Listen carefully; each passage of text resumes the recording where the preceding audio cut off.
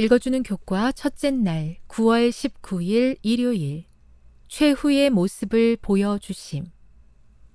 예수님과 실제로 함께 지냈던 제자 중 가장 오래 생존한 사도 요한은 바위섬에 유배되었다. 소중하고 친근한 모든 존재에게서 멀리 떨어진 황량한 섬에서 요한은 어떤 마음이었겠는가? 어떻게 이런 지경이 되었나라는 생각에 괴롭지 않았겠는가? 요한은 예수님께서 하늘로 올라가시던 모습을 보았고 거기 서 있던 두 천사가 이르되 갈릴리 사람들아 어찌하여 서서 하늘을 쳐다보느냐?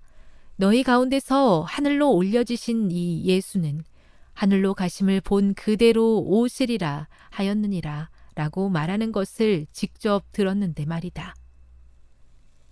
하지만 예수님의 승천과 천사들의 말은 이미 오래전 일이었다. 예수님께서는 아직 다시 오시지 않았다. 그날 그 자리에 있었던 사도들은 다 죽었고 대부분이 예수님을 전하다가 순교했다. 태어난 지 얼마 되지 않은 어린 교회는 세대 교체를 겪었으며 바야흐로 외부로부터는 끔찍한 박해가, 내부에서는 수상한 이단의 움직임이 다가오고 있었다. 요한은 외롭고 고단하고 마음의 평화가 없었을 것이다. 그때 호련히 환상이 보였다. 요한은 이 환상을 통해 어떤 위로를 받았을 것으로 생각되는가?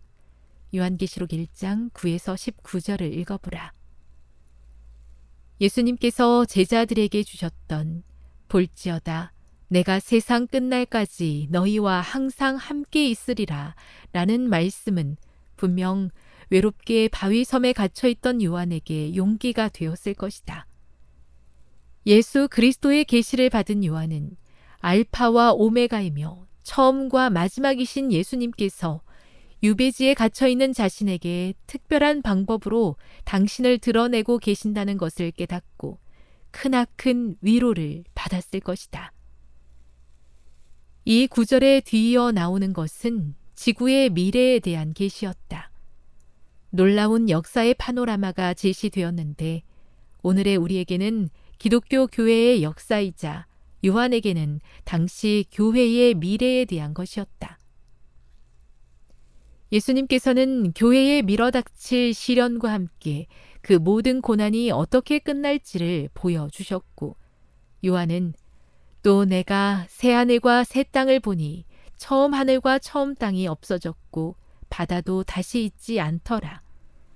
또 내가 보매 거룩한 성 새 예루살렘이 하나님께로부터 하늘에서 내려오니 그 준비한 것이 신부가 남편을 위하여 단장한 것 같더라 라고 기록했다. 요한이 요한계시록에 기록한 위대한 묵시적 환상은 그에게 하나님의 섭리와 약속 가운데 평안한 쉼을 얻게 하였다. 교훈입니다. 하나님께서는 괴로운 마음으로 바위섬에 갇혀있던 요한에게 앞으로 일어날 일들과 새 하늘과 새 땅에 관한 환상을 보여주심으로 평안한 쉼을 허락하셨다. 묵상. 새 하늘과 새 땅을 묘사하고 있는 요한계시록 21장, 22장을 묵상해 보십시오. 이 말씀 속에서 현실의 어려움을 극복할 수 있는 어떤 소망을 발견하게 되나요? 적용. 현재 우리의 삶은 힘들고 때론 두려울 수도 있습니다. 하지만 하나님께서 미래의 주관자가 되시고 그러므로 그 끝은 아름다울 것을 아는 것이 우리에게 어떻게 위로를 줄 수 있나요? 영감의 교훈입니다. 밤모섬에 갇힌 요한. 에게해 가운데 있는 바위로 덮인 불모의 섬인 밤모는 로마 정부가 죄수들의 정배지로 택한 곳이었으나 하나님의 종에게는 이 침울한 거처가 하늘의 문이 되었다. 분주한 생활 환경에서 그리고 이전 생활의 활동적인 수고에서 차단된 채 이곳에서 요한은 하나님과 그리스도와 그리고 하늘의 천사들과 교제하였다. 그리고 그들로부터 미래의 모든 시대를 위한 교회를 위한 가르침을 받았다. 사도행적 570.